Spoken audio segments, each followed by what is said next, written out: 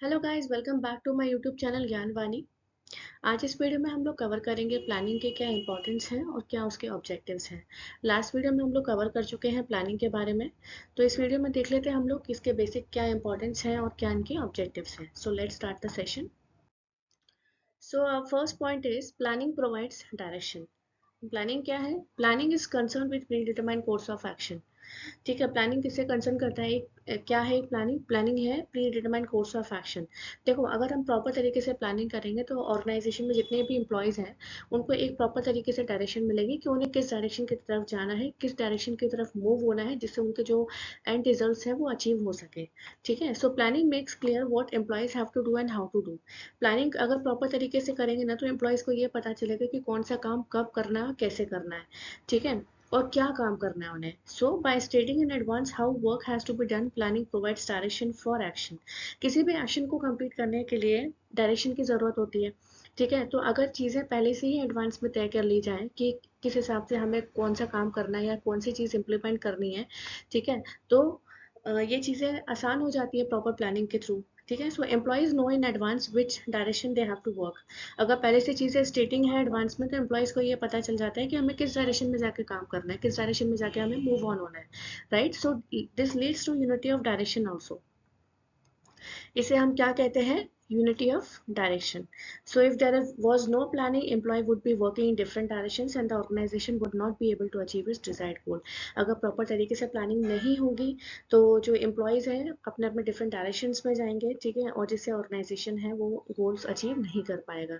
ठीक है, तो प्लानिंग प्रोवाइड्स डायरेक्शन। एक पहले से ही एक लेआउट बना लेना कि भाई हमें इस डायरेक्शन में जाना है, एम्प्लॉयज़ को इसी डायरेक्शन में काम दिया गया है, वो इसी डायरेक्शन में काम करेंगे जिससे जो उनके जो सेट गोल्स हैं, जो डिजायर गोल्स हैं वो अचीव हो सके। इसलिए प्लानिंग क्या करता है? एक प्रॉपर तरीके से डायरेक्शन प्रोवाइड करता है।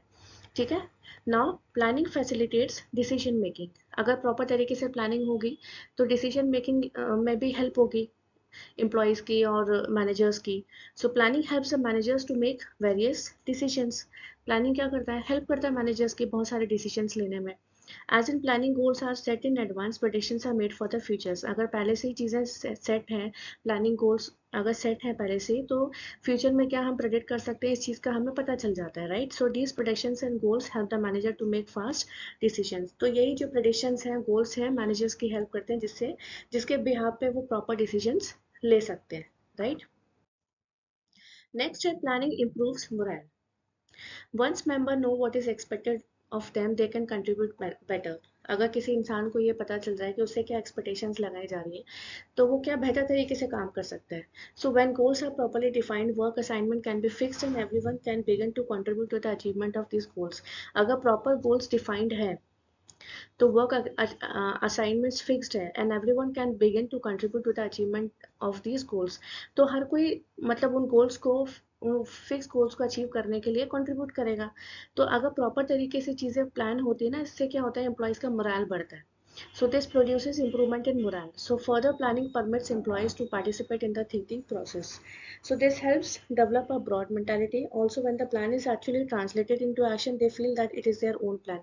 देखो, मोरल कैसे बढ़ेगा? अगर आप प्रॉपर हर एक एम्प्लॉयज़ को अगर आप चांस दोगे, ठीक है, जिससे मतलब प्लानिंग क्या है प्रॉपर तरीके से की जाएगी, तो थिंकिंग प्रोसेस से की जाएगी, तो एम्प्लॉयज़ को लगेगा कि भाई हमारा मोरल बढ़ रहा है और ये हमारा ही प्लान है जिससे हमको आगे चल के ऑर्गेनाइजेशन को फायदा हो रहा है। सो पॉजिटिव एट्रीब्यूट्स भी इससे एम्प्लॉयज़ के बीच में डेवलप होते हैं।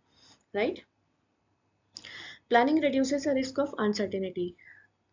ठीक है, तो organisation have to face many uncertainties and unexpected situations every day. Organisation की अगर हम बात कर रहे हैं तो देखो बहुत सारी अनसर्टेनिटीज और अनएक्सपेक्टेड चीज़ें जो होती हैं वो ऑर्गेनाइजेशन को फेस करनी पड़ती है। तो अगर प्रॉपर तरीके से प्लानिंग होगी तो अनसर्टेनिटी का कोई चांस ही नहीं होगा, वो चीज़ें कम हो जाएंगी।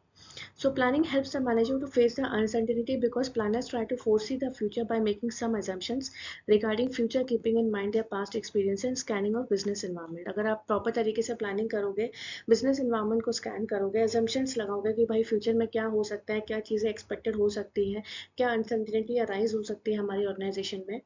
ठीक है, तो ये चीज़ों का जो रिस्क वाला काम है वो थोड़ा कम हो जाएगा अगर प्लानिंग ठीक तरीके से होगी। इसलिए ये क्या करता है? Reduces a risk of uncertainty. So the plans are made to overcome such uncertainties. इसीलिए प्लान्स बनाए जाते हैं कि जिससे जितनी अनसर्टेनिटीज हो वो उससे ओवरकम किया जा सके. The plans also include unexpected risks such as fire or some other calamities in the organizations, and the resources are kept aside in the plan to meet such uncertainties.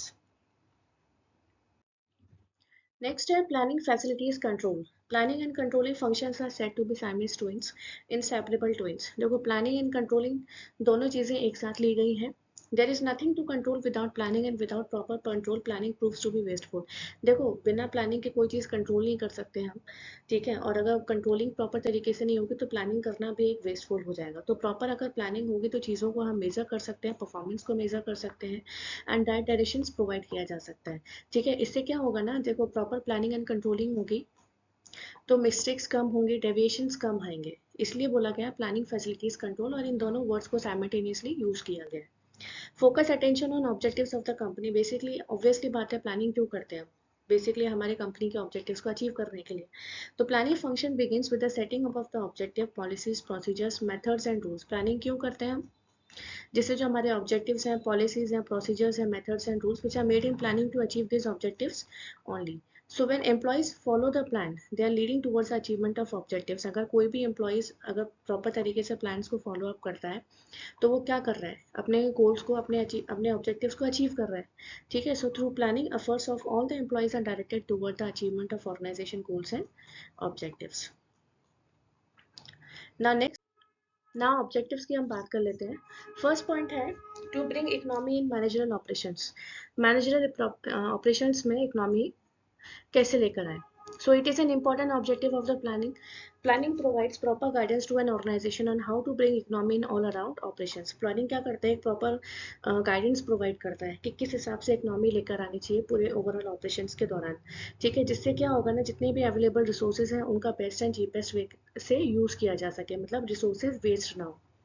ठीक है, proper तरीके से planning होगी तो forecasting भी अच्छी होगी. Forecasting is the essence of planning. The objective of planning is to predict about the future course of events. Future course of events के लिए प्रॉपर प्लानिंग होना बहुत जरूरी है, right. So improving coordination, third है हमारा पॉइंट, इम्प्रूविंग कोऑर्डिनेशन.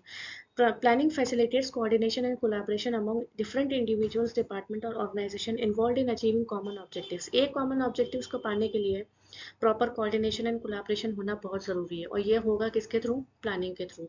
ठीक है, so it ensure alignment of efforts toward shared goals. To attain predetermined goals, it is one of the most essential objectives of planning. In fact, in the absence of planning, any organization cannot achieve its predetermined goals. Planning क्यों करते हैं हम, अपने goals को achieve करने के लिए, predetermined goals को achieve करने के लिए. ठीक है, in a proper way. तो ये बहुत सारे इंपॉर्टेंट ऑब्जेक्टिव है प्लानिंग का. कोई भी गोल होता है, हमारा जो भी ऑब्जेक्टिव्स होते हैं उसको सेट होते हैं पहले से, तो उसको अचीव करने के लिए हमको प्रॉपर तरीके से प्लानिंग करना ज़रूरी है. नाउ नेक्स्ट है optimising resource allocation. Planning ensure efficient allocation of resources such as time, money, and manpower and materials to achieve desired outcomes. It helps in maximizing the utilization of available resources. देखो अगर हम proper तरीके से planning करेंगे ना तो जितने भी हमारे रिसोर्सेज है वो वेस्ट नहीं होंगे. ठीक है, उनका एक प्रॉपर तरीके से यूटिलाइजेशन होगा. ठीक है, जितने भी अवेलेबल रिसोर्सेज हैं उनका हम प्रॉपर तरीके से यूटिलाइजेशन कर सकते हैं.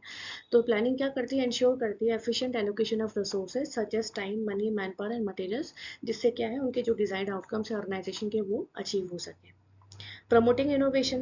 Planning encourages creativity and innovation by exploring new ideas, technologies and approaches to achieve desired outcomes more efficiently and effectively. ठीक है, जितने भी desired outcomes हैं उनको effectively और efficiently तरीके से पाने के लिए प्लानिंग encourages करता है किसको, क्रिएटिविटी को और इनोवेशन को, by exploring new ideas, technologies and approaches. Now last है ensuring sustainability. Planning consider long-term sustainability by balancing economic, social and environmental factors.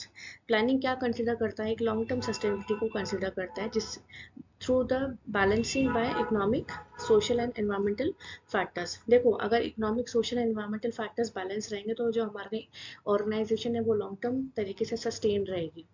So it aims to create plans that are not only viable in the short term but also sustainable in the long term. देखो कोई भी चीज़ की अगर planning करते हैं, organisation क्या सोचती है कि अगर कोई ऑर्गेनाइजेशन रन हो रही है, मतलब स्टार्टअप अगर किसी ऑर्गेनाइजेशन का हो रहा है तो वो स्टार्ट ही इसी तरीके से करता है कि भाई उसके ऑर्गेनाइजेशन जो है वो लॉन्ग टर्म सस्टेन रहे.